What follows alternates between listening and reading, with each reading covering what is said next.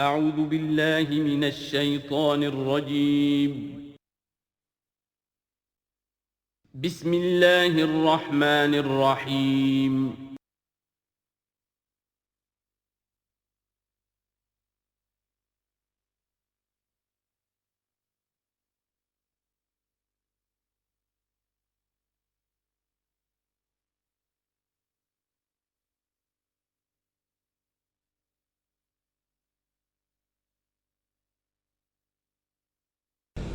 اعوذ باللہ من الشیطان الرجیم بسم اللہ الرحمن الرحیم ولو انہم اذ ظلموا انفسهم جاءوک واستغفروا اللہ واستغفر لهم الرسول لوجدوا اللہ توابا رحیما فلا وربک لا یؤمنون حتی یحکموک فیما شجر بینہم ثم لا یجدوا فی انفسهم حرجا مما قضیت ویسلموا تسلیما وَلَوْ أَنَّا كَتَبْنَا عَلَيْهِمْ أَنِ اقْتُلُوا أَنفُسَكُمْ أَوِ اخْرُجُوا مِنْ دِيَارِكُمْ مَا فَعَلُوهُ إِلَّا قَلِيلٌ مِّنْهُمْ وَلَوْ أَنَّهُمْ فَعَلُوا مَا يُوعَظُونَ بِهِ لَكَانَ خَيْرًا لَهُمْ وَأَشَدَّ تَثْبِيتًا وَإِذًا لَّآتَيْنَاهُم مِّن لَّدُنَّا أَجْرًا عَظِيمًا وَلَهَدَيْنَاهُمْ صِرَاطًا مُّسْتَقِيمًا صدق اللہ العظیم۔ جیسا کہ میں عرض کر چکا ہوں کہ منافقین پر جو سب سے زیادہ بھاری تین چیزیں تھیں، ان میں سے سب سے پہلی، اور عام طور پر اس کا صحیح اندازہ لوگوں کو نہیں ہے، وہ ہے اطاعت رسول۔ اللہ کی اطاعت وہ ایک کتاب کی اطاعت ہے۔ اللہ خود کوئی مشخص شخصیت کی حیثیت سے ہمارے سامنے موجود نہیں ہے، بالغیب ہے۔ ہمارے لیے رسول کی اطاعت بھی اس وقت اسی درجے میں ہے۔ رسول شخصاً ہمارے سامنے موجود نہیں ہے، یہ انسٹیٹیوشن ہے۔ اللہ کی اطاعت، رسول کی اطاعت۔ لیکن یہ جان لیجئے کہ اس وقت کے لوگوں کے لیے حضور صرف ایک انسٹیٹیوشن نہیں تھے، ایک شخص بھی تھے، اور وہاں کے لوگوں کے رشتے بھی تھے حضور کے ساتھ۔ کوئی حضور کا خسر ہے، خسر باپ کی جگہ ہوتا ہے، کوئی حضور کا داماد ہے، کوئی حضور کی بیوی ہے، رشتے ہیں۔ اب ظاہر بات ہے کہ ان کے لیے یہ بھی بڑا مشکل ہوتا تھا کہ وہ فرق کر سکیں کہ کس وقت ہمارا کیا معاملہ محمد الرسول اللہ کے ساتھ بحیثیت رسول ہو، اور کس وقت ایک شوہر کی حیثیت سے، یا ایک داماد کی حیثیت سے، یا ایک بھتیجے کی حیثیت سے، حضرت حمزہ کے جو بھتیجے ہیں۔ تو یہ تو معاملہ تھا مومنین صادقین کا، لیکن منافقین کا اس سے بڑھ کر معاملہ یہ تھا کہ ایک انسان کی اطاعت ہم کیوں کریں؟ اور یہی وہ چیز ہے کہ جو فتنہ انکار سنت اور انکار حدیث کی اصل جڑ اور بنیاد ہے۔ اباہ کرتی ہے طبیعت، جیسے کہ ان عورت کی طبیعت اباہ کرتی ہے کہ شوہر کی تابعداری کیوں کرے، آخر وہ بھی مکمل ہیومن بینگ ہے، مکمل انسان ہے، اس کے احساسات ہیں، تو آسان کام نہیں ہے کہ اس کو ریکنسائل کر سکیں۔ اسی طرح انسان کی اطاعت کرے، یہ بھی در حقیقت اس کو تسلیم کرنا، ذہناً ریکنسائل کرنا آسان نہیں۔ اور یہ چیز ظاہر بات ہے کہ جن کے دل میں یقین کھب جاتا تھا ان کے لیے آسان ہو جاتی تھی، جن کے دلوں میں یقین کی کمی تھی وہ پھر قدم قدم پر ناکنگ کرتی تھی، ان کی گاڑی چل نہیں پاتے تھے۔ اب فرمایا وَلَوْ أَنَّا كَتَبْنَا عَلَيْهِمْ، اگر ہم نے ان پر یہ فرض کر دیا ہوتا أَنِ اقْتُلُوا أَنفُسَكُمْ کہ قتل کرو اپنے آپ کو، أَوِ اخْرُجُوا مِنْ دِيَارِكُمْ یا نکلو اپنے گھروں سے، مَا فَعَلُوهُ إِلَّا قَلِيلٌ مِّنْهُمْ نہ کرتے یہ کام ان میں سے مگر سوائے چند کے۔ وَلَوْ أَنَّهُمْ فَعَلُوا مَا يُوعَظُونَ اور اگر وہ کرتے جس چیز کی کہ ان کو نصیحت کی جا رہی ہے، لَكَانَ خَيْرًا لَهُمْ یہی ان کے لیے بہتر ہوتا، وَأَشَدَّ تَثْبِيتًا اور ان کی ثبات ایمان اور ثبات قلب اسی کے اندر ہوتی ہے۔ وَإِذًا لَّآتَيْنَاهُم مِّن لَّدُنَّا أَجْرًا عَظِيمًا اور اس صورت میں ہم انہیں اپنے پاس سے بہت بڑا اجر دیتے، وَلَهَدَيْنَاهُمْ صِرَاطًا مُّسْتَقِيمًا اور انہیں ہدایت فرما دیتے سیدھی راہ کی طرف۔ اس میں اکثر حضرات نے تو اس کو جو الفاظ ہیں ظاہری انہی پر محمول کیا ہے، اور اس میں بھی کوئی قباحت نہیں ہے۔ اللہ ہمارا خالق ہے، اگر اللہ حکم دے کہ اپنے آپ کو قتل کرو، خودکشی کرو، تو ہمیں کرنی ہوگی۔ اگر اللہ ہمیں حکم دے اپنے گھروں سے نکل جاؤ تو نکلنا ہوگا۔ تو اس میں ایک اشارہ یہ ہو سکتا ہے کہ جیسے جو تاریخ بنی اسرائیل میں ہم دیکھ آئے ہیں، وہاں یہ تھا کہ جن لوگوں نے بچڑے کی پرستش کی تھی ان کو جو مرتد ہونے کی سزا دی گئی تھی، اس کے لیے الفاظ یہی آئے تھے، أَنِ اقْتُلُوا أَنفُسَكُمْ قتل کرو اپنے آپ کو، مراد یہ ہے کہ تم اپنے اپنے قبیلے کے ان لوگوں کو قتل کرو جنہوں نے اس گناہ کبیرہ کا ارتکاب کیا ہے۔ تو شاید چونکہ منافقین کا معاملہ چل رہا ہے، اور منافقین کے ساتھ اکثر و بیشتر ایسا ہوتا تھا کہ ان کے خاندان والے، رشتہ دار، ان کے گھرانے والے ان کے ساتھ شامل ہو جاتے تھے حمایت کے اندر۔ تو یہاں بتایا جا رہا ہے کہ بجائے اس کے کہ ان کی حمایت کرو، ہونا تو چاہیے اس کے بالکل برعکس، اور وہ یہ کہ تم اپنے اندر سے خود دیکھو کون ہیں کہ جو منافق ہیں، کہ جو اصل میں آستین کے سانپ ہیں۔ اگر اللہ تعالیٰ نے تمہیں حکم نہیں دیا ہے، اگر اللہ تعالیٰ یہ حکم بھی دے سکتا تھا کہ ہر قبیلہ، ہر گھرانہ اپنے ہاں کے منافقین کو خود قتل کرے، یہ تو حضرت عمر رضی اللہ تعالیٰ عنہ نے اپنی اس ایمان کی غیرت کے اندر، غیرت ایمانی کے اندر قتل کیا، اور اس پر انہیں غصہ آیا، اس لیے کہ بہرحال وہ ان کے اپنے خاندان کے لوگ تو نہیں تھے۔ لیکن یہ کہ اللہ تعالیٰ اگر یہ حکم دیتا تو یہ بھی تمہیں کرنا چاہیے تھا، لیکن یہ کہ اللہ کے علم میں ہے کہ تم میں سے بہت کم لوگ ہوتے کہ جو اس حکم کی تعمیل کر سکتے، اور اگر کر گزرتے ما یوعظون بہ لکان خیرا لہم واشد تثبیتا واذا لآتیناہم من لدنا اجرا عظیما ولہدیناہم صراطا مستقیما۔ اب اس کے بعد یہ اطاعت رسول کے موضوع پر جو عظیم ترین آیت ہے قرآن کی وہ آ رہی ہے۔ وَمَن يُطِعِ اللَّهَ وَالرَّسُولَ، اور جو کوئی اطاعت کرے گا اللہ کی اور رسول کی صلی اللہ علیہ وسلم، فَأُولَٰئِكَ مَعَ الَّذِينَ أَنْعَمَ اللَّهُ عَلَيْهِمْ، تو یہ وہ لوگ ہوں گے جنہیں معیت حاصل ہوگی ان کی جن پر اللہ کا انعام ہوا، اور وہ کون ہیں؟ من النبیین والصدیقین والشہداء والصالحین، یعنی انبیاء کرام اور صدیقین اعظام اور شہداء کرام اور صالحین، وحسن اولئک رفیقا، اور یہ لوگ تو بہت ہی اچھے ہیں رفاقت کے لیے۔ یعنی اللہ اور اس کے رسول کی اطاعت کرنے والوں کا پھر شمار ان لوگوں کے زمرے میں ہوگا، وہ جو سورہ فاتحہ کے ضمن میں ہم نے دیکھا تھا کہ اہدنا الصراط المستقیم صراط الذین انعمت علیہم، وہ کون لوگ ہیں انعمت علیہم، اس کی تفسیر ہے یہ۔ فاولئک مع الذین انعم اللہ علیہم من النبیین والصدیقین والشہداء والصالحین، ایک بیس لائن ہے، صالح مسلمان، نیک نیت مسلمان، دل میں خلوص کے ساتھ ایمان ہے، صالح ہے، حکم پر عمل کر رہا ہے، محرمات سے بچا ہوا ہے۔ اب اوپر اٹھے گا تو ایک اونچا درجہ ہے شہداء کا، اس سے بھی اونچا درجہ ہے صدیقین کا، اس سے بھی اونچا درجہ ہے انبیاء کا۔ اب انبیاء کا درجہ تو رک جائے گا، اس لیے کہ وہ تو ایک وہبی چیز ہے، کسبی چیز نہیں تھی، لیکن یہ دو درجے تو ابھی موجود ہیں کہ انسان اپنی ہمت سے جتنی محنت کرے، جتنی کوشش کرے، وہ شہادت اور صدیقیت کے مراتب تک فائز ہو سکتا ہے۔ یہ مضمون پوری وضاحت کے ساتھ آئے گا سورہ حدید میں انشاءاللہ۔ ذالک الفضل من اللہ وکفی باللہ علیما، اور یہ اللہ تعالیٰ کا بڑا فضل ہے جن لوگوں کو آخرت میں ان کی معیت حاصل ہو جائے۔ وتوفنا مع الابرار، اے اللہ ہمیں موت دیجو اپنے ابرار بندوں کے ساتھ۔ تو واقعہ یہ ہے ذالک الفضل من اللہ وکفی باللہ علیما، یہ تو اللہ کا بہت بڑا فضل ہے، اور اللہ کافی ہے ہر شے کے جاننے کے لیے، یعنی کون کس استعداد کا حامل ہے، کون کس قدر و منزلت کا حامل ہے، اللہ خوب جانتا ہے۔ اب آ رہی ہے دوسری چیز، قتال فی سبیل اللہ، جو بڑا سخت امتحان تھا مادی اعتبار سے۔ اطاعت رسول جو ہے وہ زیادہ تر ایک نفسیاتی ایک مرحلہ تھا، نفسیاتی الجھن تھی، لیکن یہ تو ظاہر بات ہے کہ خالص محسوس شے، مادی شے، جان کا خطرہ، مال کا خطرہ۔ یا ایھا الذین آمنوا خذوا حذرکم، اے اہل ایمان اپنے تحفظ کا سامان لے لیا، اپنے ہتھیار لے لیا کرو۔ فانفروا ثبات او انفروا جمیعا، اس کے بعد خواہ تم ٹکڑیوں کی شکل میں نکلو اور خواہ فوج کی شکل میں، یعنی دو طرح کے معاملات ہوتے تھے۔ کبھی حضور صلی اللہ علیہ وسلم چھوٹے چھوٹے آپ گروپ بھیجتے تھے، جیسے کہ غزوہ بدر سے پہلے 8، کبھی یہ کہ پوری فوج لے کر جیسے غزوہ بدر میں آپ گئے، غزوہ احد میں آئے، تو ان میں سے جو شکل بھی ہو نکلو اللہ کی راہ میں۔ وَإِنَّ مِنْكُمْ لَمَن لَيُبَطِّئَنَّ، تم میں سے کچھ لوگ ایسے ہیں جو دیر لگا دیتے ہیں، تاخیر کرتے ہیں، حکم ہو گیا ہے نکلنا ہے، فلاں وقت ہے، کوچ ہوگا، اب وہ اس میں ڈھیل برت رہے ہیں، ابھی تیاری ہو رہی ہے، اور پھر بہانہ بنا دیں گے کہ بس ہم تیاری کر ہی رہے تھے، اب نکلنے ہی والے تھے، اور وہ منتظر رہتے ہیں کہ کوئی فیصلہ ہو چکے، تو اس وقت پھر ہم کہیں گے کہ ہم تو نکلنے والے تھے کہ یہ فیصلہ ہمیں پہنچ گیا کہ جنگ کا تو فیصلہ ہی ہو گیا۔ فَإِنْ أَصَابَتْكُمْ مُصِیبَةٌ، پھر اگر تمہیں کوئی مصیبت پیش آ جائے، اب بہرحال مسلمانوں کو جنگ میں نکلے ہیں تو کوئی تکلیف پیش آ جائے، کوئی نقصان ہو، کوئی وقتی طور پر ہزیمت ہو جائے، قال تو وہ کہے گا قد انعم اللہ علی اذ لم اکن معہم شہیدا،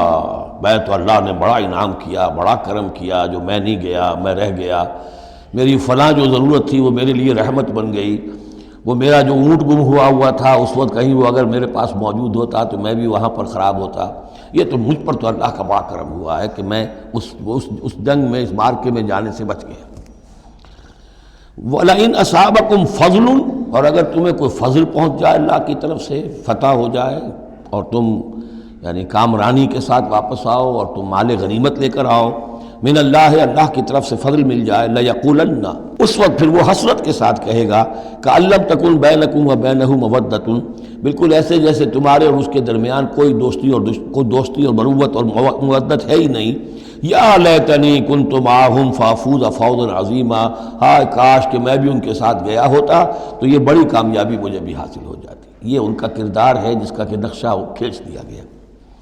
فلیقاتل فی سبیل اللہ الذین یشرون الحیات الدنیا بالآخرہ،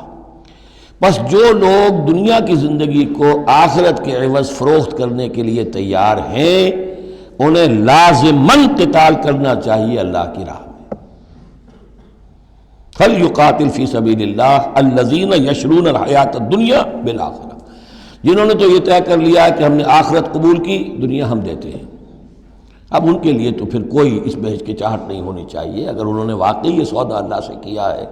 تو پھر یہ کہ انہیں تو اللہ کی راہ میں جنگ کے لیے نکلنا چاہیے۔ وَمَن يُقَاتِلْ فِي سَبِيلِ اللَّهِ، اور جو کوئی بھی اللہ کی راہ میں قتال کرے گا، فَيُقْتَلْ أَوْ يَغْلِبْ، اب دو ہی امکانات ہیں، وہ قتل ہو جائے یا غالب ہو جائے، فتح مند ہو کر واپس آئے یا وہیں شہید ہو جائے۔ فَسَوْفَ نُؤْتِيهِ أَجْرًا عَظِيمًا، دونوں حالتوں میں ہم انہیں بہت بڑا اجر عطا فرمائیں گے۔ وَمَا لَكُمْ لَا تُقَاتِلُونَ فِي سَبِيلِ اللَّهِ، اب یہ خاص طور پر جو خاص قتال کے لیے ترغیب دلائی جا رہی ہے وہ ایسے لوگوں کے لیے کہ جو مختلف علاقوں میں مسلمان تھے، کہ جو پھنسے ہوئے تھے، ان میں کمزور بھی تھے، ان میں خواتین بھی تھیں، بیمار بھی تھے، بوڑھے تھے، جو ایمان تو لے آئے لیکن یہ کہ وہ ہجرت کے قابل نہیں تھے، تو وہ اپنے اپنے علاقوں میں ہیں، اپنے اپنے قبائل میں ہیں، وہاں ان کے اوپر ظلم ہو رہا ہے، انہیں ستایا جا رہا ہے، انہیں مارا جا رہا ہے، پرسیکیوٹ کیا جا رہا ہے، تو خاص طور پر ان کی نصرت کے لیے نکلنا اور ان کو جان چھڑانا اور ان کو بچا کے لے کر آنا، یہ کام تو ایسا ہے کہ جس میں غیرت ایمانی کا بہت ہی شدید تقاضا ہے، اور میں تو سمجھتا ہوں کہ غیرت انسانی کا بھی تقاضا ہے۔ وَمَا لَكُمْ لَا تُقَاتِلُونَ فِي سَبِيلِ اللَّهِ، میں کیا ہو گیا، کیوں قتال نہیں کرتے اللہ کی راہ میں؟ وَالْمُسْتَضْعَفِينَ، اور ان کمزور لوگوں کے لیے جو مغلوب بنا دیے گئے ہیں، من الرجال، مردوں میں سے، والنساء، اور عورتوں میں سے، والولدان، اور بچوں میں سے، الذین یقولون، جو یہ کہہ رہے ہیں، دعائیں کر رہے ہیں، ربنا اخرجنا من هذه القرية الظالم اهلها، اے ہمارے پروردگار ہمیں نکال اس بستی سے جس کے رہنے والے لوگ ظالم ہیں، واجعل لنا من لدنك وليا، اور ہمیں اپنے پاس سے کوئی ہمارا ولی، حمایتی، مددگار بنا دے، واجعل لنا من لدنك نصيرا، اور ہمارے لیے خاص اپنے فضل سے کوئی مددگار بھیج دے۔ اب ان کی جو یہ آہ و بکا ہے وہ بھی تمہیں آمادہ نہیں کر رہی کہ ان پر ظلم ہو رہا ہے، ان پر ستم ڈھائے جا رہے ہیں، اور تم جو ہے اپنے گھروں سے نکلنے کے لیے تیار نہیں ہو۔ یہ کن سے خطاب ہو رہا ہے؟ جن کے ہاں اسلام قائم ہو چکا تھا، ان سے خطاب ہو رہا ہے۔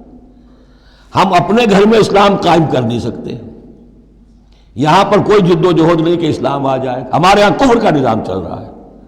تو ہم تو مخاطب ہی نہیں اس کے۔ مخاطب اہل ایمان ہیں، اور اہل ایمان کا فرض کیا ہے؟ پہلے اپنے گھر کو درست کرو، پہلے اپنے ملک کے اندر اسلام قائم کرو۔ قرآن کے سوا کوئی اور قانون چل رہا ہے، من لم یحکم بما انزل اللہ فاولئک هم الکافرون ومن لم یحکم بما انزل اللہ فاولئک هم الظالمون ومن لم یحکم بما انزل اللہ فاولئک هم الفاسقون۔ ظالم، فاسق اور کافر اور مشرک تو ہم خود ہیں۔ تو یہ آیت اپنی جگہ ہے، ہر چیز کو اس کے کانٹیکسٹ کے اندر رکھنا چاہیے۔ الذین آمنوا یقاتلون فی سبیل اللہ، جو لوگ ایمان والے ہیں وہ قتال کرتے ہیں اللہ کی راہ میں۔ والذین کفروا یقاتلون فی سبیل الطاغوت، اور جو لوگ کافر ہیں وہ بھی قتال کر رہے ہیں، جنگ تو وہ بھی کر رہے ہیں، ابو جہل بھی تو لشکر لے کر آیا تھا، وہ طاغوت کی راہ میں قتال کر رہے ہیں۔ فقاتلوا اولیاء الشیطان، تو قتال کرو، جنگ کرو شیطان کی ساتھیوں سے، شیطان کے حمایتیوں سے، حزب الشیطان سے۔ ان کید الشیطان کان ضعیفا، یقیناً شیطان کی چال بڑی کمزور ہے، دکھائی دیتی ہے بڑی زوردار، بڑی باروب، لیکن یہ کہ اگر مرد مومن کھڑے ہو جائیں تو پھر اس کے اندر معلوم ہو جاتا ہے کہ پھسپسی چال ہے۔ الم تر الی الذین قیل لهم کفوا ایدیکم واقیموا الصلاۃ وآتوا الزکاۃ، ذرا تم نے دیکھا نہیں ان لوگوں کی طرف جن سے کہا گیا تھا کہ اپنے ہاتھوں کو بندھے رکھو، روکے رکھو، اور نماز قائم کرو اور زکوٰۃ دو۔ یہ ہے کہ جو مکے کے اندر حکم تھا 12 برس تک، مکے میں جب مسلمانوں پر ظلم و ستم توڑا جاتا تھا، انہیں ستایا جا رہا تھا، تو بہت سے مسلمان تھے جوش میں بھی اور یقیناً خلوص کے ساتھ ہوش مند ہو کر بھی کہ ہمیں اپنے ان بھائیوں کی مدد کرنی چاہیے۔ اب یہ سمیہ ہمارے سامنے جو ہے، جو کچھ ہو رہا ہے اس کے ساتھ ہماری نگاہوں کے سامنے، یاسر کے ساتھ جو کچھ ہو رہا ہے، حضور ہمیں اجازت دیجیے۔ آخر ہم جو ہے، ہم نامرد نہیں ہیں، ہم بے غیرت نہیں ہیں، ہم بزدل نہیں ہیں، لیکن اجازت نہیں تھی۔ یہ منہج انقلاب نبوی کا ایشو ہے۔ اس وقت حکم یہ تھا اپنے ہاتھ تھامے رکھو، نغمہ ہے بلبل شوریدہ تیرا خام ابھی، اپنے سینے میں اسے اور ذرا تھام ابھی، ایک وقت آئے گا تمہارے ہاتھ کھول دیے جائیں گے، ابھی کفوا ایدیکم۔ لیکن یہاں سوال پیدا ہوتا ہے، الم تر الی الذین قیل لهم کفوا ایدیکم، یہ فعل مجہول ہے، کہا کس نے تھا؟ مکی قرآن میں یہ آیت موجود نہیں ہے، وہاں بھی یہ حکم تھا محمد الرسول اللہ صلی اللہ علیہ وسلم کا، حضور نے روکا۔ یہ آیت تو اتر رہی ہے مدنی قرآن میں، سورہ نساء میں، تو معلوم ہوا کہ اس وقت بھی وہ حضور کا حکم تھا جس کو کہ اللہ نے وہ اون کیا ہے، اللہ کی طرف سے تھا یہ۔ تو وہی یہ جلی تو ہوتی ہے، وہی یہ خفی بھی ہوتی ہے، یا حضور کے جس اجتہاد کو اللہ تعالیٰ اس کو تقریر کہیں گے، جیسے حضور کی حدیث ہم کہتے ہیں، ایک آپ کا قول ہے، ایک فعل ہے، ایک تقریر ہے۔ کوئی کام آپ کے سامنے کیا گیا، آپ نے اسے روکا نہیں، تو گویا کہ ایک طرح سے آپ کی طرف سے ریکگنیشن مل گئی کہ وہ بھی جائز ہے، یقیناً غلط ہوتا تو حضور روک دیتے۔ اسی طرح اللہ تعالیٰ کی کتاب ہے، وحی جلی ہے، وہ آ رہی ہے،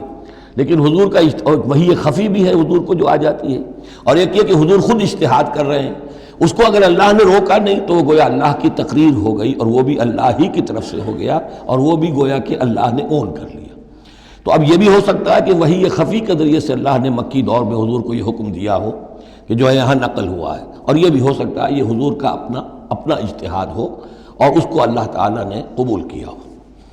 الم تر الی الذین قیل لهم کفوا ایدیکم واقیموا الصلاۃ وآتوا الزکاۃ،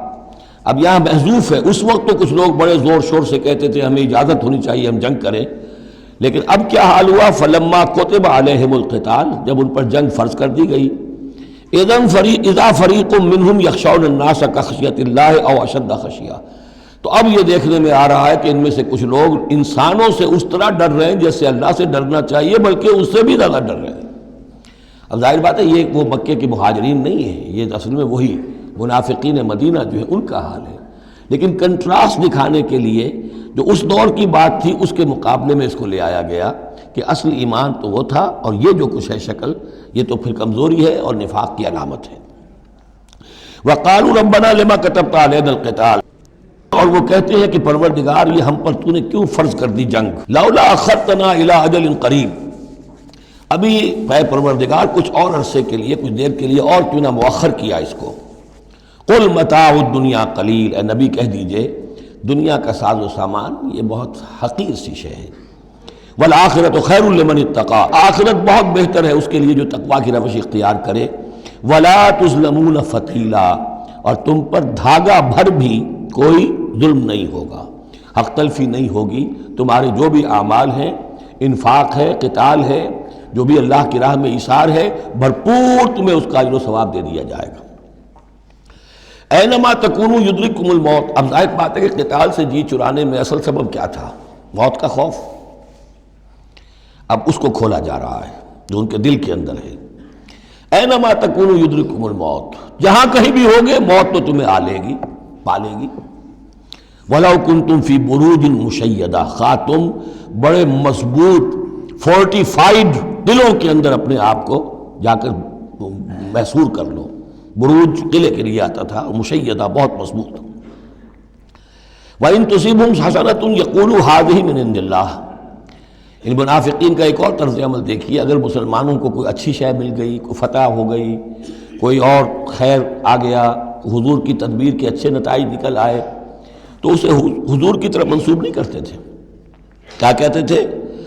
ان تصیبہم حسنۃ یقولوا ھذہ من عند اللہ، بڑا اللہ کا فضل ہوا، بڑا اللہ کا کرم ہوا، اللہ نے کیا ہے. وَإِن تُصِبْهُمْ سَيِّئَةٌ، اگر کوئی تکلیف آ گئی، کوئی مصیبت آ گئی، یقولوا ھذہ من عندک، اے محمد آپ کی وجہ سے ہوا ہے، یا آپ نے یہ غلط اقدام کیا، آپ نے یہ فیصلہ کر لیا کہ کھلے میدان میں جا کے جنگ کریں گے، ہم نے تو مشورہ دیا تھا آپ کو، آپ کی بھی رائے یہی تھی کہ مدینے کے اندر محصور ہو کر جنگ کریں. خیر آ گئی تو اللہ کی طرف سے، اور اگر تکلیف آ گئی تو اے محمد آپ کی طرف سے. قل کل من عند اللہ، کہہ دیجئے یہ سب چیزیں، خیر ہو، شر ہو، تکلیف ہو، آسانی ہو، مشکل ہو، جو بھی صورت میں سب اللہ کی طرف سے ہیں. فما لہؤلاء القوم لا یکادون یفقہون حدیثا، تو ان لوگوں کو کیا ہو گیا ہے کہ یہ کوئی بات بھی نہیں سمجھتے، ان کی مت بالکل ماری جا چکی ہے. اب یہاں جو اگلی آیت ہے اس کے بارے میں کافی قول ہیں، لیکن جو میرے نزدیک راجح ہے وہ میں بیان کر رہا ہوں کہ اس میں تحویل خطاب ہے. شروع میں جو خطاب کیا جا رہا ہے وہ ان مسلمانوں کو جن کی طرف سے یہ کمزوری یا نفاق ظاہر ہو رہا تھا. ما اصابک من حسنۃ فمن اللہ وما اصابک من سیئۃ فمن نفسک. دیکھو اے مسلمان، جو بھی کوئی خیر تمہیں ملتا ہے تمہیں یہی کہنا چاہیے اللہ کی طرف سے، اگرچہ خیر بھی اللہ کی طرف سے اور شر بھی اللہ کی طرف سے. یہ تو جو ہمارے ایمان کا ہے وہ ایمان مفصل، والقدر خیرہ وشرہ من اللہ تعالی والبعث بعد الموت، ہمارا ایمان اس پر ہے. لیکن طریقہ کیا ہے انسان کے لیے، ادب کیا ہے، صحیح کیا ہے؟ وہ یہ ہے کہ خیر ملے اللہ کا فضل ہے، اور اگر کوئی خرابی ہوئی ہے میری کسی غلطی سے ہوئی ہے، مجھ سے کوئی کوتاہی ہوئی ہے، مجھے اللہ تعالیٰ نے کوئی تعدیب فرمانی چاہیے. وَأَرْسَلْنَاكَ لِلنَّاسِ رَسُولًا، اور اے نبی ہم نے آپ کو تو لوگوں کے لیے رسول بنا کر بھیجا ہے. ایک یہ قول ہے کہ اس میں تحویل خطاب ہے، ایک یہ کہ درمیانی ٹکڑے میں بھی خطاب تو حضور سے ہی ہے لیکن استجاب کے انداز میں. اچھا تو جو انہیں خیر مل جائے تمہیں وہ تو ہے اللہ کی طرف سے، اور جو کوئی برائی آ جائے تو اے نبی آپ کی طرف سے ہے. کیا بات یہ کہہ رہے ہیں جبکہ اللہ نے آپ کو تو رسول بنا کر بھیجا ہے. تو یہ دو تعبیریں ہیں اس کی. میرے نزدیک پہلی تعبیر راجح ہے. وَكَفَى بِاللَّهِ شَهِيدًا، اور اللہ تعالیٰ کافی ہے گواہ کے طور پر یا مددگار کے طور پر. مَن يُطِعِ الرَّسُولَ فَقَدْ أَطَاعَ اللَّهَ، جو کوئی اطاعت کرتا ہے رسول کی، جس نے اطاعت کی رسول کی اس نے اطاعت کی اللہ کی.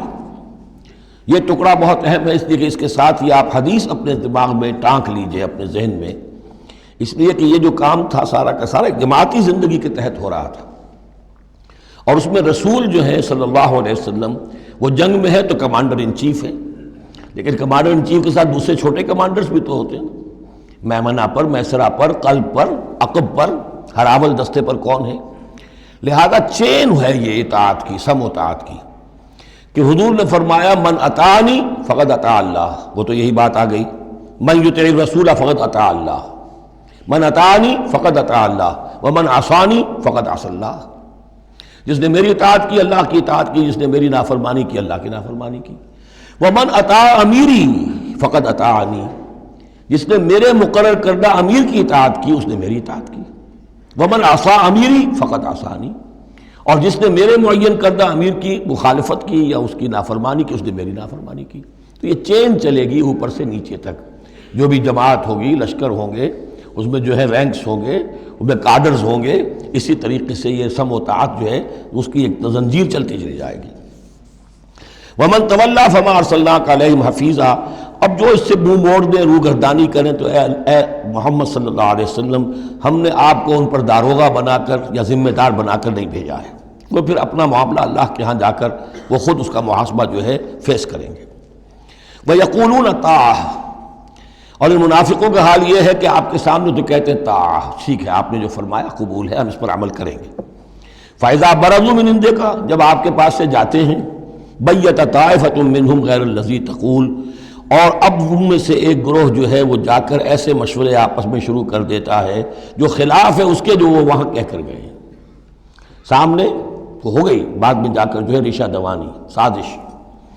واللہ یکتب ما یبیتون، اور اللہ لکھ رہا ہے، نامہ اعمال ان کا تیار ہو رہا ہے، وہ جو بھی مشورے کرتے ہیں. فاعرض عنہم، تو اے نبی ان سے اعراض کیجئے، ان کو دفع کیجئے، چشم پوشی کیجئے، یہ کوئی نقصان نہیں پہنچا سکیں گے. اس میں بھی مصلحت یہ ہے کہ ابھی ان کے خلاف اقدام کرنا خلاف مصلحت ہے. جیسے ایک دور میں فرمایا گیا کہ ابھی فافو وصفہو، ان یہودیوں کو ذرا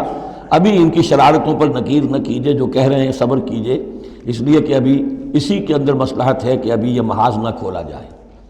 اسی طرح ان کے بارے میں کہا کہ آرزنو، ابھی ذرا کچھ عرصے کے لیے، یہاں الفاظ تو نہیں ہے وہ عرصے کے لیے، لیکن نتیجے کے طور پر، اس لیے کہ غزوہ تبوک کے بعد پھر حضور نے ان پر گرفت شروع کی. تو وقت آ گیا کہ اس کے بعد ان کے پردے چاک کر دیے گئے. جو پردے پڑے رہے تھے اب تک، وہ پردے اٹھا دیے گئے تھے. فَأَعْرِضْ عَنْهُمْ وَتَوَكَّلْ عَلَى اللَّهِ، اور آپ اللہ پر توکل کیجئے. وَكَفَىٰ بِاللَّهِ وَكِيلًا، اللہ کافی ہے سہارے کے طور پر. یعنی ان کی یہ ریشہ دوانیاں، ان کے یہ مشورے، ان کی یہ سازشیں، یہ سب جو ہیں پادر ہوا ہیں، اور یہ سب نسیاں منسیاں ہو جائیں گی، آپ فکر نہ کیجئے. افلا یتدبرون القرآن، تو کیا یہ لوگ قرآن پر تدبر نہیں کرتے؟ پڑھتے تو ہیں. میں نے آپ سے کہا نا، نمازیں تو وہ پڑھتے تھے. جو بھی منافق تھا اسے اس وقت نماز تو پڑھنی پڑتی تھی، ورنہ تو مسلمان نہ مانا جاتا. آج تو مسلمان مانے جانے کے لیے نماز ضروری نہیں ہے، اس وقت تو ضروری تھی. بلکہ عبداللہ ابن ابی تو پہلی صف میں ہوتا تھا، اور جمعے کے روز تو خاص طور پر حضور کے خطبے سے پہلے کھڑا ہو جاتا تھا اور اعلان کرتا تھا، لوگوں توجہ سے سنو، یہ اللہ کے رسول ہیں، اپنی چودراہٹ کے اظہار کے لیے کہ میں یہاں کا چودھری ہوں. تو وہ نمازیں تو پڑھتے تھے، قرآن سنتے تھے، لیکن افلا یتدبرون القرآن، قرآن پر تدبر نہیں کرتے. یہ قرآن ان کے سروں پر سے گزر رہا ہے، یا ان کے ایک کان سے داخل ہو کر دوسرے کان سے نکل رہا ہے. وَلَوْ كَانَ مِنْ عِنْدِ غَيْرِ اللَّهِ، اگر یہ اللہ کے سوا کسی اور کے پاس سے آیا ہوتا، لَوَجَدُوا فِيهِ اخْتِلَافًا كَثِيرًا، تو اس میں بہت سے تضادات وہ پاتے. اس پر غور کرو گے، یہ بڑا مربوط کلام ہے، اس کا پورا فلسفہ جو ہے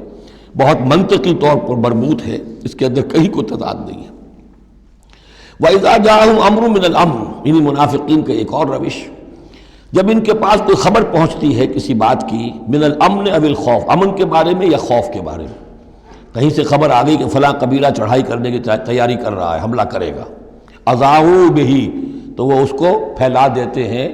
نشر کر دیتے ہیں، عام کر دیتے ہیں، تاکہ لوگوں میں خوف اور ہراس پیدا ہو جائے. یہ اسی سے اذاع کا لفظ آج کل بنا ہوا ہے، ریڈیو کو، نشر کو، براڈ کاسٹنگ کے لیے یہ لفظ ہے عربی کا، جدید عربی کا. اذاعۃ الجمہوریۃ المتحدۃ العربیہ، یہ جو ریڈیو ہے، this radio of United Arab republic, یہ میں سنا کرتا تھا کبھی، شیخ عبد الباسط عبد الصمد کی قرأت ہوا کرتی تھی مصر سے، تو وہ اذاعۃ الجمہوریۃ المتحدۃ العرب، تو یہ جو ہے وہ اذاع اب نشر کرنے کے لیے، اذاعوا بہ، وہ اس کو نشر کر دیتے ہیں. وَلَوْ رَدُّوهُ إِلَى الرَّسُولِ، اگر وہ اس کو لوٹاتے رسول کی جانب کہ حضور یہ خبر آئی ہے، اس طرح کی اطلاع آئی ہے. وَإِلَىٰ أُولِي الْأَمْرِ مِنْهُمْ، یا جو اور اولی الامر ہیں، بہرحال اوس کے سردار ہیں، سعد ابن عبادہ ہیں، ان تک بات پہنچا دیں، اس خزرج کے سردار، یا اوس کے سردار ہیں سعد ابن معاذ، ان تک پہنچا دیں. اگر یہ کرتے لَعَلِمَهُ الَّذِينَ يَسْتَنبِطُونَهُ مِنْهُمْ، تو یہ بات ان لوگوں کے علم میں آتی جو اس کا استنباط کر سکتے، نتیجہ نکال سکتے، کتنی بات صحیح ہے، اس کا نتیجہ کیا نکل رہا ہے، ہمیں کیا قدم اٹھانا چاہیے. اور جب انہوں نے وہ خبر ایسے ہی جو ہے پھیلا دی، تو اس کا نتیجہ کیا ہوگا کہ لوگوں میں ایک سراسیمگی پیدا ہو گئی، ایک فکر پیدا ہو گیا، جسے آپ کہتے ہیں دنیا میں ہو جاتا ہے، سنسنی سی پیدا ہو جاتی ہے. وَلَوْلَا فَضْلُ اللَّهِ عَلَيْكُمْ وَرَحْمَتُهُ، اور اگر اللہ کا فضل اور اس کی رحمت تمہارے شان میں حال نہ ہوتی، لَاتَّبَعْتُمُ الشَّيْطَانَ إِلَّا قَلِيلًا، تو تم سب کے سب شیطان ہی کی پیروی کرتے سوائے چند کے. فَقَاتِلْ فِي سَبِيلِ اللَّهِ، قتال کے ضمن میں غالباً میرے نزدیک قرآن مجید کی سخت ترین آیت یہ ہے، لیکن اس میں سختی لفظی نہیں ہے، معنوی ہے. فَقَاتِلْ فِي سَبِيلِ اللَّهِ، تو اے نبی آپ تو جنگ کریں اللہ کی راہ میں. لا تکلف الا نفسک، آپ پر کوئی ذمہ داری نہیں ہے سوائے اپنی ذات کے. وحرض المؤمنین، اہل ایمان کو جتنا بھی آپ اکسا سکے اکسا، اختیار تو نہیں، یعنی اگر کوئی اور نہیں نکلتا اکیلے نکلیے. جیسے کہ حضرت ابوبکر نے کہا بھی تھا، جب کہا گیا کہ مانعین زکوٰۃ کے معاملے میں نرمی کیجیے، کوئی نہیں میرا ساتھ دے گا، میں اکیلا جاؤں گا. یہ عظیمت. تو اے نبی آپ کو تو یہ کام کرنا، آپ کا تو فرض منصب ہی ہے، آپ کو ہم نے بھیجا اس لیے. هو الذی ارسل رسولہ بالہدی ودین الحق لیظہرہ علی الدین کلہ، آپ کو تو کرنا ہے. فقاتل فی سبیل اللہ لا تکلف الا نفسک. کوئی اور نہیں جا رہا ہے تو آپ پر ذمہ داری نہیں ہے۔ حرض المومنین، یہ حرض ضاد کے ساتھ ہے، ایک حرص ہے صاد کے ساتھ، ہارا صاد، حرص، طمع، کسی چیز کی لالچ۔ تحریص کے معنی ہو گئے کسی میں کسی شے کی ترغیب پیدا کرنا، لالچ پیدا کرنا، پرسویشن۔ حرض، یہ ضاد جو آیا ہے یہ ہے جیسے اکسانا، لوگوں کے جذبات کو جوش میں لانا، ایمان کے اندر ان کے جوش پیدا کرنا، یہ ہوگا یہ حرض، حرص سے یہ ضاد ایک نقطے سے بڑا فرق واقع ہوا ہے۔ وحرض المومنین عسى اللہ ان یکف باس الذین کفروا، ہو سکتا ہے یا امید ہے کہ اللہ تعالیٰ جلد ہی ان کافروں کی قوت کو روک دے، تھام لے، ان کی جنگ جو ابھی بڑی ان کی چلت پھرت ہو رہی ہے، ابھی یہ کچھ عرصے کی بات اور ہے، وہ وقت بس آیا چاہتا ہے کہ ان میں دم نہیں رہے گا، اس لیے کہ سن 5 میں، یوں سمجھیے یہ سن 4 میں نازل ہو رہی ہے سورہ نساء، سن 5 میں سورہ احزاب ہے، اور غزوہ احزاب کے بعد کہہ دیا تھا محمد رسول اللہ صلی اللہ علیہ وسلم نے کہ یہ آخری بار تھی کہ قریش ہم پر ہمراہ آور ہوئے۔ لن یغزوکم قریش بعد عامہم ھذا ولکنکم تغزونہم، اے مسلمانوں بس قریش کی بس ہو گئی ہے، اب وہ آئندہ کبھی تم پر حملہ آور ہونے کی ہمت نہیں کر سکتے، اب تو تم ان کے اوپر ان کے خلاف اقدام کرو گے۔ اس لیے 6 سال میں اگلے سال آپ نے سفر کیا عمرے کا، ٹریٹی ہو گئی، انا فتحنا لک فتحا مبینا، صلح حدیبیہ، اور اس کے بعد 7ویں سال میں اللہ تعالیٰ نے فتح خیبر عطا فرما دی، اور 8ویں سال میں مکہ فتح ہو گیا، وہ ایک کے بعد دوسری جو تالے ہیں وہ کھلتے چلے گئے، اور اسی وقت وہ پھر سورہ صف نازل ہو گئی تھی کہ اب وَأُخْرَىٰ تُحِبُّونَهَا نَصْرٌ مِّنَ اللَّهِ وَفَتْحٌ قَرِیب، یہ بھی غزوہ احزاب کے فوراً بعد نازل ہوئی کہ اے نبی بشر المومنین، اہل ایمان کو بشارت دے دیجئے کہ وہ سخت دور گزر گیا، اب اللہ کی طرف سے نصرت اور فتح تمہارے قدم چوما چاہتی ہے۔ عسى اللہ ان یکف باس الذین کفروا، امید ہے کہ اللہ تعالیٰ ان کافروں کی قوت کو تھام لے گا، ان کی جنگ کو روک دے گا۔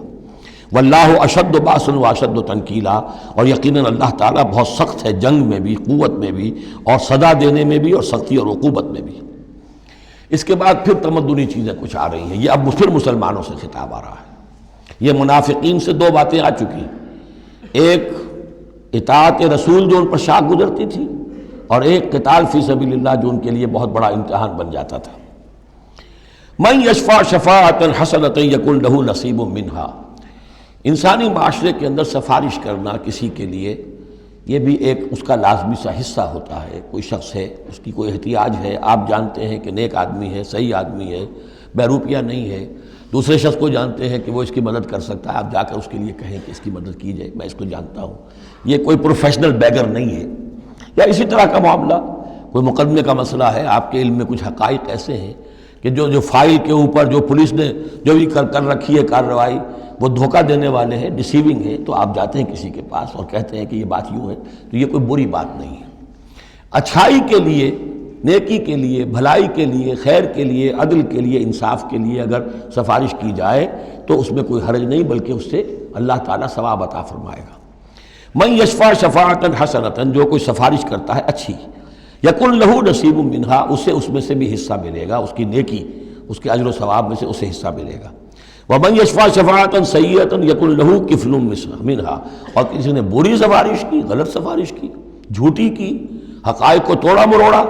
تو پھر اس کے جرم کے اندر جو جس کے لیے وہ سب کچھ کر رہا ہے وہ بھی شریک ہو گیا، اس کا برابر کا حصہ دار ہو گیا۔ واللہ وکان اللہ علی کل شیء مقیتا، اور یقیناً اللہ تعالیٰ ہر شے پر قوت رکھنے والا ہے۔ ایک اور بات، معاشرے کے اندر گریٹنگز کا معاملہ ہوتا ہے، جب ملیں تو آپس میں کس طریقے سے کوئی سلام کریں، یا کیا گڈ مارننگ کہیں، کیا کہیں، صباح الخیر اور مساء الخیر کہیں، کیا کہیں، اس کا بھی اللہ تعالیٰ نے بتایا کہ اس کا قاعدہ کیا ہے۔ وَإِذَا حُيِّيتُم بِتَحِيَّةٍ فَحَيُّوا بِأَحْسَنَ مِنْهَا أَوْ رُدُّوهَا، جب تمہیں کوئی دعا دی جائے، اصل میں عربوں کے ہاں چونکہ یہ رواج تھا حیاک اللہ، حیاک اللہ، حیاک اللہ، اللہ جو ہمارے ہاں سرائے کے علاقے میں حیاتی ہوئے، تمہاری عمر بڑھے، اللہ تعالیٰ عمر زیادہ کرے، تو یہ وہ انداز ان کا تھا کہ حیاک اللہ، تو اسی سے جو بھی گریٹنگز ہیں ان کے لیے لفظ تحیہ بن گیا ہے۔ اذا حییتم بتحیۃ، جب تمہیں کوئی دعا دی جائے تو پھر تم بھی دعا دو باحسن منہا، اس سے بہتر۔ السلام علیکم کے جواب میں السلام علیکم ورحمۃ اللہ، اضافہ کر کے دیجئے، لوٹائیے. اور ردوہا، کم سے کم اتنی تو کرو کہ برابر جو ہے وہ بات اس کو لوٹا دو. ان اللہ کان علی کل شیء حسیبا، یقیناً اللہ تعالیٰ ہر چیز کا حساب کرنے والا ہے. یہ چھوٹی چھوٹی چیزیں بھی جو ہیں ان کی بھی اہمیت ہے، آداب ہیں. انسانی زندگی کے اندر اور معاشرتی زندگی میں حسن پیدا ہوتا ہے، اس سے آپس کی محبت پیدا ہوتی ہے. اللہ لا الہ الا ہو، اللہ وہ ہے کہ جس کے سوا کوئی معبود نہیں. لَيَجْمَعَنَّكُمْ إِلَىٰ يَوْمِ الْقِيَامَةِ لَا رَيْبَ فِيهِ، وہ لازماً جمع کرے گا تمہیں قیامت کے دن جس میں کوئی شک نہیں. وَمَنْ أَصْدَقُ مِنَ اللَّهِ حَدِيثًا، اور اللہ سے بڑھ کر اپنی بات میں سچا کون ہوگا. اب یہ منافقین سے پھر اگلی بات شروع ہو رہی ہے، اور یہ ہے تیسری بات، ہجرت. وہ لوگ کہ جو قدرت رکھنے کے باوجود، مقدرت رکھنے کے باوجود ہجرت نہیں کر رہے تھے. یعنی ایک تو وہ ہے جو بیمار ہیں، بوڑھے ہیں، راستہ نہیں چل سکتے، راستہ انہیں آتا نہیں ہے، عورتیں ہیں، ان کا معاملہ تو پہلے آ چکا، ان کے لیے تو تمہیں قتال کرنا چاہیے تاکہ انہیں چھڑاؤ وہاں سے. ایک وہ ہے جو کہ اپنے ان کافر قبیلوں کے اندر، اپنی ان بستیوں کے اندر آرام سے رہ رہے ہیں اور وہ ہجرت نہیں کر رہے، جبکہ ہجرت اب فرض کر دی گئی تھی. اور ہجرت فرض کیوں کر دی گئی تھی یہ بھی سمجھ لیجئے. اس لیے کہ جب حضور کی دعوت اور تحریک جو ہے وہ اس مرحلے میں آ گئی کہ اب قتال چاہیے، تو اب ظاہر بات ہے کہ جو اوفینسو لینا ہے باطل کے خلاف، جو اقدام کرنا ہے، تو جتنی بھی اویلیبل طاقت ہے اسے ایک مرکز پہ آنا ضروری ہے. اگر منتشر پڑے رہی طاقت ساری تو پھر یہ ہے کہ وہ آپ کی کامیابی کا امکان کم ہے. اب تو جتنی بھی آپ کو مین پاور اللہ نے فراہم کی ہے اب تک، اس سب کو بلاؤ ایک مرکز پہ ہو تاکہ پوری قوت کے ساتھ ایک جگہ سے فیصلہ کو اقدام کیا جا سکے. یہ اس کی حکمت ہے. تو جو ہجرت ہوئی تھی پہلے مکی دور میں، جو حبشہ کی تھی، وہ آپشنل تھی، وہ تو صرف اجازت تھی ہجرت کی، اس کا حکم نہیں تھا. ہجرت مدینہ کا حکم تھا. اب جو لوگ ہجرت نہیں کر رہے ان کا ذکر ہے، ان منافقوں کا کہ جو اس بنا پر منافق قرار پائے کہ وہ ہجرت نہیں کر رہے. فَمَا لَكُمْ فِي الْمُنَافِقِينَ فِئَتَيْنِ، اور تمہیں کیا ہو گیا ہے ایسے منافقوں کے بارے میں. یہ بات آگے واضح ہو جائے گی کہ کن منافقین کا تذکرہ ہے. یہ تم دو گروہوں میں تقسیم ہو گئے ہو. یعنی کچھ لوگ ان کی حمایت کرتے، نہیں بھائی ٹھیک ہے کوئی بات نہیں، ان کے ساتھ کوئی نرمی ہونی چاہیے، آخر ایمان تو لائے تھے نا، اب نہیں ہجرت کر سکے. اور کچھ لوگ جو ہے وہ اللہ کے حکم کے معاملے میں سختی سے عمل کرنا چاہتے ہیں. تو اے مسلمانوں تمہیں کیا ہو گیا؟ ان کے بارے میں دو گروہوں میں کیوں تقسیم ہو گئے ہو؟ واللہ ارکسہم بما کسبوا، اللہ نے تو ان کے کرتوتوں کے سبب ان کو الٹ دیا. یعنی ان کا ہجرت نہ کرنا در حقیقت ثبوت ہے اس بات کا کہ ایمان سلب ہو گیا ان کا. ہاں کوئی مجبوری ہوتی، عذر ہوتی تو بات اور تھی. اتریدون ان تہدوا من اضل اللہ، کیا تم چاہتے ہو کہ ان کو ہدایت دے دو جن کی کہ گمراہی پر اللہ کی طرف سے مہر تصدیق ثبت ہو چکی ہے. وَمَن يُضْلِلِ اللَّهُ فَلَن تَجِدَ لَهُ سَبِيلًا، اور جس کی گمراہی پر اللہ کی طرف سے آخری مہر تصدیق ثبت ہو چکی ہو پھر تم اس کے لیے کوئی راستہ نہ پاؤ گے. وَدُّوا لَوْ تَكْفُرُونَ كَمَا كَفَرُوا، یہ لوگ جو ان کے بارے میں نرمی کی باتیں کر رہے ہیں، بڑی چکنی چپڑی باتیں، یہ چاہتے ہیں کہ جیسے انہوں نے کفر کیا تم بھی کرو. فَتَكُونُونَ سَوَاءً، تاکہ تم برابر ہو جاؤ. بلی کی دم کٹ گئی، وہ چاہتی ہے سب بلیوں کی دمیں کٹ جائیں. فَلَا تَتَّخِذُوا مِنْهُمْ أَوْلِيَاءَ، تو اب ان کو اپنا دوست مت سمجھو، اپنا حمایتی مت جانو. حَتَّى يُهَاجِرُوا فِي سَبِيلِ اللَّهِ، جب تک کہ وہ ہجرت نہ کرے اللہ کی راہ میں. یہ گویا کہ اب لٹمس ٹیسٹ ہے ان کے ایمان کا. ہجرت نہیں کرتے تو گویا کہ مومن نہیں ہے، منافق ہے. وَإِن تَوَلَّوْا، اور اگر وہ پیٹ موڑ لیں، ہجرت نہ کریں، فَخُذُوهُمْ، پکڑو انہیں، وَاقْتُلُوهُمْ، قتل کرو انہیں، حیث وجدتموہ، جہاں پاؤ. یعنی پھر وہ کافروں کے حکم میں ہیں چاہے وہ کلمہ پڑھتے ہوں. لیکن اگر ہجرت نہیں کر رہے ہیں، جو ہجرت فرض کر دی گئی ہے ان پر، اگر وہ نہیں کر رہے ہیں تو گویا کہ وہ کافروں کے حق میں ہیں، اسی کے حکم میں ہیں. انہیں پکڑو، قتل کرو جہاں پاؤ. وَلَا تَتَّخِذُوا مِنْهُمْ وَلِيًّا وَلَا نَصِيرًا، ان میں سے کسی کو بھی اپنا ولی اور مددگار مت بناؤ. إِلَّا الَّذِينَ يَصِلُونَ إِلَىٰ قَوْمٍ، اب اس میں استثناء ہے. ایک ایسے قبیلے میں اس قسم کے منافق مسلمان موجود ہیں کہ جن سے آپ کی صلح ہے، قبیلے کی قبیلہ صلح، تو ظاہر بات ہے کہ اس صلح کو وہ یہ صلح ان کو بھی کور کر رہی ہے جو اس میں ہے منافق. إِلَّا الَّذِينَ يَصِلُونَ إِلَىٰ قَوْمٍ بَيْنَكُمْ وَبَيْنَهُمْ مِيثَاقٌ، سوائے ان کے کہ جن کا تعلق ہو ایک ایسی قوم سے، ایسے قبیلے سے کہ جن کے اور تمہارے درمیان کوئی معاہدہ ہے. اور یا دوسری شکل کیا ہے، اور جاؤکم حسرت صدورہم، یا ایسے لوگ بھی ہوتے تھے جو آئے تمہارے پاس اور ان کے دل جو ہیں بڑے تھوڑے ہو گئے ہیں، تنگ ہو گئے ہیں، ان یقاتلوکم او یقاتلوا قومہم، ان میں اتنی جرأت نہیں رہی ہے کہ وہ آپ کے ساتھ ہو کر اپنی قوم کے خلاف لڑے یا اپنی قوم کے ساتھ ہو کر آپ کے خلاف لڑے مسلمانوں۔ اب چونکہ انسانی معاشرے میں ہر سطح کے لوگ ہوتے ہیں اور ہر حال میں رہے ہیں، ہر دور میں رہے، ہر دور میں رہیں گے، تو یہ گویا کہ یہ تو مینول آف ریولوشن ہے، ریولوشنری اسٹرگل کے اندر اس طرح کی سچویشنز آئیں گی، ہر قسم کے انسان ہوں گے۔ کچھ ایسے کمزور لوگ تھے وہ کہتے تھے بھائی ہمارے لیے لڑنا بھڑنا مشکل نہیں ہے، نہ مشکل ہے، نہ تو ہم اپنی قوم کے ساتھ ہو کر مسلمانوں سے لڑیں گے، نہ مسلمانوں کے ساتھ ہو کر اپنی قوم سے لڑیں گے۔ ان کے بارے میں بھی کہا کہ ان کو بھی دفع کرو، ان کو بھی قتل نہ کرو، ان کو بھی چھوڑ دو، ان کی بھی جاں بخشی کرو۔ تو دو استثناء آ رہے ہیں، ایک تو استثناء کن سے ہے کہ جن کے ساتھ، جن کے قبیلے کے ساتھ تمہارا معاہدہ ہے اس کے منافقین کے اوپر وہ حکم نہیں آئے گا خذوہم وقتلوہم حیث ثقفتموہم کہ انہیں پکڑو اور قتل کرو جہاں پاؤ۔ دوسرے وہ ہے کہ جو یہ کہہ دیں کہ حضور ہمیں بس یہ قبول کر لیجئے، ہم نہ آپ کے ساتھ ہو کر اپنے قوم سے لڑ سکتے ہیں، یہ ہمت ہمارے اندر نہیں ہے، نہ یہ ہے کہ ہم وعدہ کرتے ہیں کہ آپ کے خلاف اپنی قوم کی کبھی مدد کریں گے۔ تو فرمایا وَلَوْ شَاءَ اللَّهُ، اگر اللہ چاہتا لَسَلَّطَكُمْ عَلَيْكُمْ فَلَقَاتَلُوكُمْ، یہ بھی تو ہو سکتا تھا کہ اللہ انہیں تمہارے خلاف مسلط کر دیتا اور وہ تمہارے خلاف قتال کرتے۔ فَإِنِ اعْتَزَلُوكُمْ فَلَمْ يُقَاتِلُوكُمْ، اب اگر انہوں نے تمہیں چھوڑ دیا اور تم سے جنگ نہیں کر رہے ہیں، وَأَلْقَوْا إِلَيْكُمُ السَّلَامَ، اور تمہاری طرف وہ صلح پیش کر رہے ہیں، فَمَا جَعَلَ اللَّهُ لَكُمْ عَلَيْهِمْ سَبِيلًا، تو ایسے لوگوں کے خلاف اقدام کرنے کی اللہ نے تمہیں اجازت نہیں دی ہے۔ تو سمجھتے جائیے اس بات کو کہ جو منافق ہیں ان میں سے عام قاعدہ یہ ہے کہ اب جو بھی اقدام ان کے خلاف ہوگا انہیں پکڑو اور قتل کرو، وہ کافروں کے حکم میں ہے اگر وہ ہجرت نہیں کر رہے۔ اللہ یہ نمبر ایک کہ ان کے قبیلے سے تمہارا معاہدہ ہے تو وہ کور کر جائے گا ان کو، دوسرا یہ کہ وہ آ کر اگر یہ کہہ دے کہ ہم نیوٹرل ہو جاتے ہیں بالکل، تب بھی انہیں چھوڑ دو۔ تیسرا ایک اور کیا، ستجدون آخرین، تم پاؤ گے ایک اور قسم کے لوگوں کو، یریدون ان یامنوکم و یامنوا قومہم، وہ بھی کہتے تو یہ چاہتے ہیں کہ تم سے بھی امن میں رہے، اپنی قوم سے بھی امن میں رہے،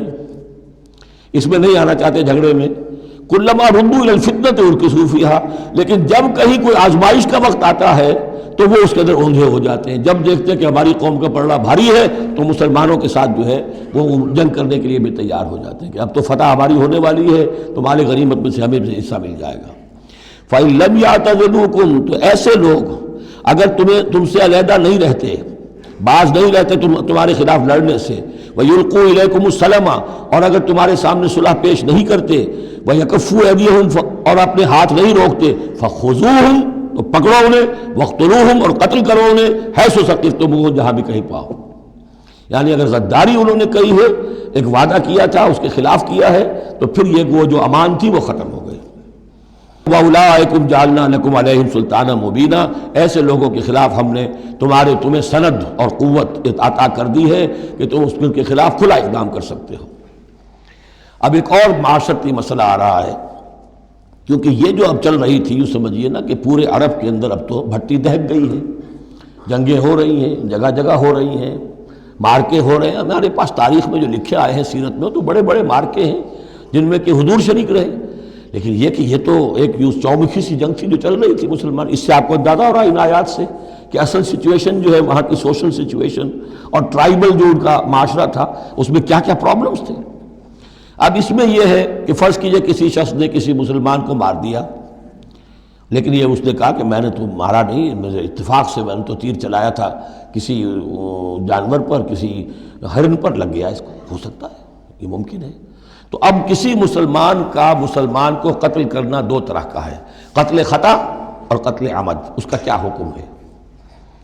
ما کان لمؤمن ان یقتل مؤمنا الا خطا، کسی مومن کے لیے یہ روا نہیں ہے کہ مومن کو قتل کرے مگر خطا کے طور پر، نشانہ چوک گیا، کسی کو جان لگا، اب گاڑی ہے، ایکسیڈنٹ ہو گیا، آپ چلا رہے تھے، کوئی اس کے نیچے آ گیا، مر گیا، آپ تو اسے مارنا نہیں چاہتے تھے۔ چنانچہ سعودی عرب میں یہ بھی اسی بد کے تحت یہ فیصلے ہوتے ہیں اس کے ایکسیڈنٹس کے، اس قانون قتل خطا کے تحت۔ وہ قانون کیا ہے؟ ومن قتل مومنا خطا، اور جو شخص کسی مومن کو قتل کر دے قتل خطا غلطی سے، فتحریر رقبۃ مؤمنۃ، تو ایک مسلمان غلام کی گردن کا آزاد کرانا، ودیۃ مسلمۃ الی اہلہ، اور دیت خون بہا اس مقتول کا اس کے گھر والوں کو ادا کرنا لازم ہے، الا ان یصدقوا، الا یہ کہ وہ معاف کر دیں، خون بہا دینا ہوگا، یعنی قتل خطا کے بدلے میں آپ قتل نہیں کریں گے۔ قتل عمد کی جزا میں قتل ہے، لیکن یہ کہ قتل خطا میں قتل نہیں ہوگا۔ قتل کی جگہ کیا ہوگا؟ ایک تو خون بہا، اور نمبر دو یہ کہ یہ جو گناہ ہو گیا تم سے سرزد، اس کے لیے گناہ کے اثر کو ختم کرنے کے لیے اللہ نے ایک حق اپنا رکھ دیا کہ ایک غلام کو آزاد کرو۔ فَإِن كَانَ مِن قَوْمٍ عَدُوٍّ لَكُمْ، اور اگر وہ مسلمان تھا ایک ایسے قبیلے سے کہ جو تمہارا دشمن قبیلہ ہے، تھا مسلمان اور تمہارے ہاتھوں مارا گیا ہے غلطی سے، وَهُوَ مُؤْمِنٌ، تھا وہ خود مومن، فَتَحْرِيرُ رَقَبَةٍ مُؤْمِنَةٍ، تو پھر صرف ایک مسلمان آزاد کا ایک گردن چھڑا دینا کافی ہوگا، کیونکہ کافر قبیلے کا آدمی تھا، اب اس کو اگر دیت دی جائے گی تو کافر کو پہنچ گئی، وہ تو اس کے گھر والے کافر ہیں، دیت یہاں معاف ہو گئی، لیکن یہ ہے کہ اس کو جو ایک غلام کو آزاد کرنا جو اللہ کا حق تھا وہ برقرار رہے گا۔ وَإِن كَانَ مِن قَوْمٍ بَيْنَكُمْ وَبَيْنَهُم مِيثَاقٌ، اور اگر وہ ہو ایسے قوم سے، ایسے قبیلے سے کہ تمہارے اور اس کے درمیان، اس کے قبیلے کے درمیان معاہدہ ہے، فَدِيَةٌ مُسَلَّمَةٌ، تو پھر وہی حکم آ جائے گا کہ دیت بھی دینی پڑے گی، حوالے کرنی ہوگی، الی اہلہ، اس کے گھر والوں کی طرف، اس کے وارثوں کو، وتحریر رقبۃ مومنہ، اور ایک مومن کی گردن، ایک مومن جو ہے کہ جو مومن غلام ہو اس کا آزاد کرنا بھی ہوگا۔ فمن لم یجد، تو جو یہ نہ پائے، یعنی یہ جو اب دو حق ہو گئے، ایک ہے دیت، وہ تو مقتول کے جو ورثہ ہے ان کا ہے، اس میں تو معافی نہیں ہو سکتی، البتہ اللہ نے جو رکھا ہوا ہے کہ ایک مومن غلام کو آزاد کیا جائے، اگر کسی کے اندر اتنی مقدرت نہیں ہے تو اللہ نے نرمی کر دی اپنے حق میں، فَمَن لَمْ يَجِدْ فَصِيَامُ شَهْرَيْنِ مُتَتَابِعَيْنِ، جس کے پاس اتنا پیسہ نہیں ہے کہ کوئی مسلمان غلام کو خریدے اور آزاد کرے، تو وہ 2 مہینے کے پے بپے متواتر روزے رکھے، توبۃ من اللہ، یہ اللہ کی طرف سے اس کے جرم کا کفارہ بن جائے گا، اس کے توبہ کے قبول کا ذریعہ بن جائے گا، وَكَانَ اللَّهُ عَلِيمًا حَكِيمًا، اور یقیناً اللہ تو علیم اور حکیم ہے۔ اب آ رہا قتل عمد، وَمَن يَقْتُلْ مُؤْمِنًا مُتَعَمِّدًا، اور جو کوئی قتل کرے گا کسی مومن کو جان بوجھ کر قتل عمد، فَجَزَاؤُهُ جَهَنَّمُ خَالِدًا فِيهَا، اس کا بدلہ تو جہنم ہے جس میں وہ ہمیشہ ہمیشہ رہے گا، وَغَضِبَ اللَّهُ عَلَيْهِ، اور اللہ تعالیٰ کا غضب اس پر ہوگا، وَلَعَنَهُ، اور اللہ نے اس پر لعنت فرمائی، وَعَدَّ لَهُ عَذَابًا عَظِيمًا، اور اس کے لیے بہت بڑا عذاب تیار کیا ہے۔ شروع میں آیا تھا کہ 2 چیزیں ہیں، حرمت جان، حرمت مال، معاشرے کی بنیاد اس پر قائم ہے، لہذا یہ کہ ایک مسلمان کا قتل کر دینا بھی اللہ کے ہاں کتنا بڑا ہے۔ آگے چل کر سورہ مائدہ میں اس سے بھی آگے آ گیا، فَكَأَنَّمَا قَتَلَ النَّاسَ جَمِيعًا، کسی ایک انسان کو ناحق قتل کر دینا بھی ایسے ہے جیسے کہ پوری نوع انسانی کو قتل کر دیا، اس لیے کہ تمدن کی جڑ کاٹ دی۔ اور اس سے اندازہ کیجئے ہمارے ہاں کتنا کچھ ایمان و اسلام ہے، یہ جان انسانی جو ہے کتنی سستی ہو چکی ہے، اور قتل عمد جس طریقے سے ہو رہا ہے، مچھر کی جان اور انسان کی جان ایک جیسی ہے۔ یا ایھا الذین آمنوا اذا ضربتم فی سبیل اللہ فتبینوا ولا تقولوا لمن القی الیکم السلام لست مؤمنا۔ اب اس آیت کو بھی آپ سمجھیں گے اسی پس منظر میں کہ یہ چومکھی جنگ چل رہی ہے، ہر جگہ ہو رہا ہے معاملہ، تو اس میں فرض کیجئے کہ کہیں کوئی مقابلہ ہوا، آپ نے سمجھا کہ یہ کافر آ رہا ہے، جب آپ اس کے قریب آئے، اسے مارنے لگے، قتل کرنے لگے، اس نے کلمہ پڑھ دیا میں تو مسلمان ہوں، اب کیا کریں گے؟ اس کا حکم دیا جا رہا ہے۔ یا ایھا الذین آمنوا اذا ضربتم فی سبیل اللہ، اہل ایمان جب تم اللہ کی راہ میں نکلو، فتبینوا، تو تحقیق کر لیا کرو، وَلَا تَقُولُوا لِمَنْ أَلْقَىٰ إِلَيْكُمُ السَّلَامَ، اور جو شخص بھی تمہارے سامنے اسلام پیش کرے یا سلام پیش کرے، اس کو یہ مت کہو کہ لست مومنا، کہ تم مومن نہیں ہو، تمہیں کیا معلوم؟ ایمان کا تعلق دل سے ہے، دنیا کا سارا معاملہ اس کے اسلام پر ہوگا۔ اگر وہ کلمہ شہادت پڑھ رہا ہے اور اپنے اسلام کا اظہار کر رہا ہے، یو ہیو ٹو ٹیک ہم آن ہز ورڈز۔ تو یہ معاملہ ہو گیا تھا حضرت اسامہ کے ساتھ۔ حضرت اسامہ کا ایک جنگ میں ایک کافر سے دو بدو مقابلہ ہوا، جب وہ کافر بالکل زیر ہو گیا کہ اب اس کو معلوم ہوا کہ میرے لیے بچت کا کوئی راستہ نہیں ہے، انہیں کلمہ پڑھ دیا، اشہد ان لا الہ الا اللہ واشہد ان محمد رسول اللہ۔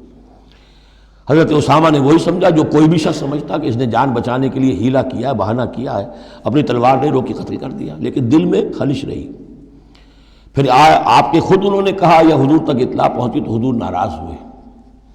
اے اسامہ کیا کرو گے اس دن، کیا جواب دو گے جب وہ کلمہ شہادت تمہارے خلاف مدعی ہو کر آئے گا کہ میرے ہوتے ہوئے تلوار چلی اس کی؟ جب انہوں نے کہا کہ وہ تو جان بچانے کے لیے اس نے کیا، ہم نے فرمایا حلا شقق قلبہ، تو تو نے اس کا دل چیر کر کیوں نہیں دیکھ لیا کہ اس کے اندر ایمان ہے کہ نہیں ہے؟ اس قدر غصے کا اور غضب کا انداز،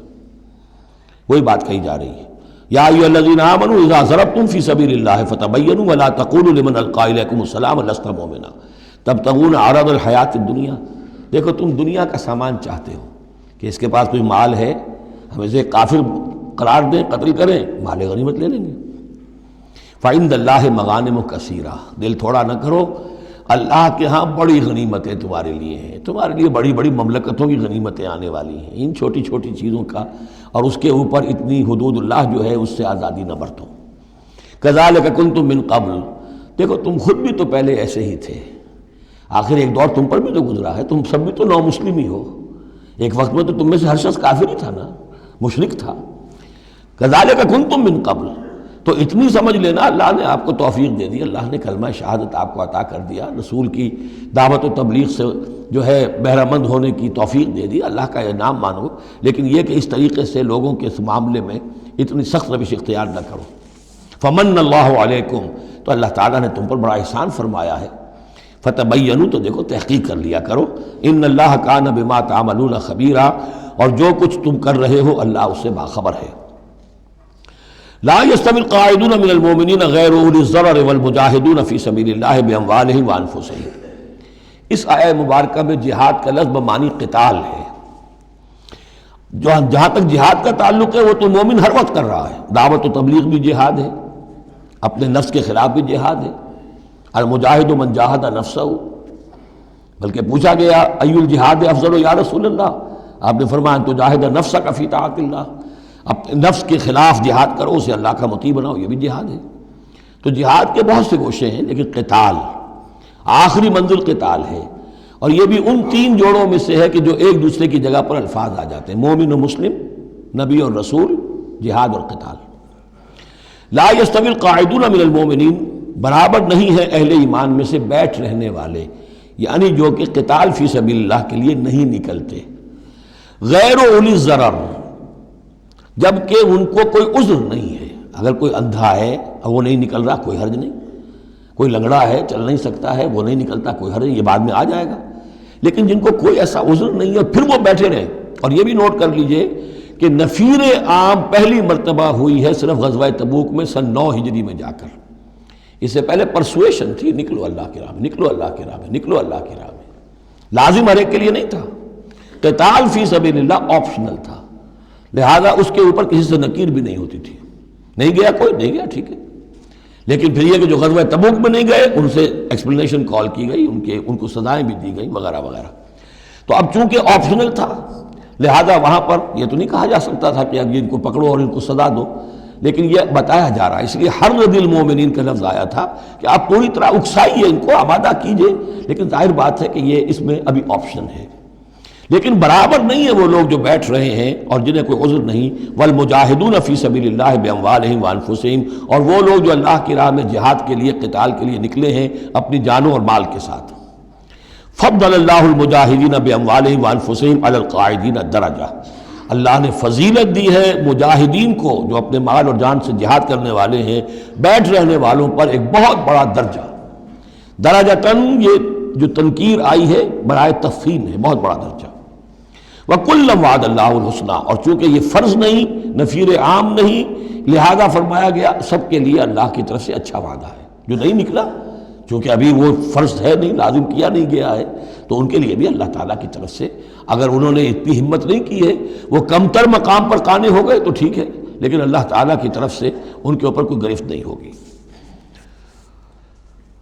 وَكُلًّا وَعَدَ اللَّهُ الْحُسْنَىٰ وَفَضَّلَ اللَّهُ الْمُجَاهِدِينَ عَلَى الْقَاعِدِينَ أَجْرًا عَظِيمًا، لیکن فضیلت دی ہے اللہ تعالیٰ نے مجاہدین کو بیٹھ رہنے والوں پر اجر عظیم، درجات منہ ومغفرۃ ورحمہ، یہ درجات ہوں گے اللہ کی طرف سے اور اس کی طرف سے مغفرت اور رحمت، وکان اللہ غفور الرحیمہ، اور یقیناً اللہ تعالیٰ غفور الرحیم ہے۔ ان الذین توفاہم الملائکۃ ظالمی انفسہم، اب یہ آ گئے وہ لوگ کہ جو عذر کے بغیر وہ ہجرت نہیں کر رہے تھے، اپنے گھروں میں بیٹھے ہوئے اپنی قوم میں یا مکے میں۔ ان الذین توفاہم الملائکۃ ظالمی انفسہم، یقیناً وہ لوگ کہ جو وفات دیں گے انہیں فرشتے اس حال میں کہ وہ اپنی جانوں پر ظلم کر رہے تھے، یعنی ہجرت نہیں کی تھی انہوں نے، رسول کے حکم کی اطاعت نہیں کی تھی، آخر موت تو آنی ہے، تو جب فرشتے ان کی روح قبض کرتے ہیں، قالوا فیما کنتم، تو وہ ان سے کہتے ہیں یا کہیں گے یہ آپ کس حال میں تھے؟ آپ نے ایمان کا دعویٰ کیا، محمد رسول اللہ نے ہجرت کا حکم دیا، کیا ہوا آپ کو؟ کیوں آپ نے ہجرت نہیں کی؟ قالوا كنا مستضعفین فی الارض، تو وہ کہیں گے ہمیں دبا لیا تھا لوگوں نے، ہم مجبور ہو گئے تھے، کیا کریں، ہم معذور تھے۔ قالوا الم تکن ارض اللہ واسعہ، وہ فرشتے کہیں گے کیا اللہ کی زمین واسع نہیں ہے، وسیع نہیں ہے، کھلی نہیں ہے، کشادہ نہیں ہے، فتہاجروا فیہا، کہ تم اس پہ ہجرت کرتے، فاولئک مأواہم جہنم، تو یہ وہ لوگ ہیں جن کا ٹھکانہ جہنم ہے، وساءت مصیرا، اور وہ بہت بری جگہ ہے ٹھہرنے کی۔ الا المستضعفین من الرجال، ہاں ایسے لوگ جو واقعتاً جن کو اب چینز پہنا دی گئی ہوں، زنجیروں میں جکڑ کر جن کو کہ گھروں میں رکھا گیا، ان کا معاملہ ہو رہا ہے کہ جنہیں دبا دیا گیا ہو۔ مستضعفین من الرجال والنساء، اور عورتیں، ان کے لیے تنہا سفر کرنا، ایسے بھی عورتیں تھیں جن تنہا ہجرت کی ہے لیکن ہر ایک کے لیے تو نہیں۔ والولدان، اور بچے، لا یستطیعون حیلۃ، کہ نہ ان کے پاس کوئی تدبیر ہے، ولا یہتدون سبیلا، نہ وہ راستہ جانتے ہیں۔ فاولئک عسى اللہ ان یعفو عنہم، تو یہ وہ لوگ ہیں کہ اللہ تعالیٰ ان کو معاف فرمائے گا۔ اگر عذر تھا، مجبوری تھی، نہیں جا سکتے تھے، بچے ہیں، عورتیں، ان کے لیے کہا گیا تھا کہ ان کے لیے قتال فی سبیل اللہ کرو، انہیں جا کے چھڑاؤ، لیکن جو لوگ بغیر عذر کے وہاں بیٹھے ہوئے ہیں وہ منافق ہیں کٹر، ان سے تمہارا کوئی تعلق نہیں جب تک کہ وہ ہجرت نہ کریں، بلکہ وہ قتال کے معاملے میں بالکل کفار کے برابر ہیں۔ الا المستضعفین من الرجال والنساء والولدان لا يستطيعون حیلۃ ولا يهتدون سبیلا فاولئک عسى الله ان يعفو عنهم وكان الله عفوا غفورا، اور اللہ تعالیٰ بخشنے والا اور معاف فرمانے والا ہے۔ ومن يهاجر في سبيل اللہ، اور جو کوئی ہجرت کرے گا اللہ کی راہ میں، یجد فی الارض مراغما کثیرا وسعا، وہ زمین میں پائے گا کشادگی بہت بڑی اور وسعت۔ ان ارضی واسعۃ فإیایا فاعبدون، سورہ عنکبوت میں آپ پڑھیں گے، میری زمین بڑی کشادہ ہے، اگر یہاں اللہ کی بندگی نہیں کر سکتے ہو تو کہیں اور چلے جاؤ۔ ومن یہاجر فی سبیل اللہ یجد فی الارض مراغما کثیرا وسعا ومن یخرج من بیتہ مہاجرا، اور اس کے ساتھ ساتھ یہ بھی سمجھ لو جو شخص اپنے گھر سے نکل کھڑا ہوا ہجرت کے لیے، الی اللہ ورسولہ، اللہ اور اس کے رسول کی طرف،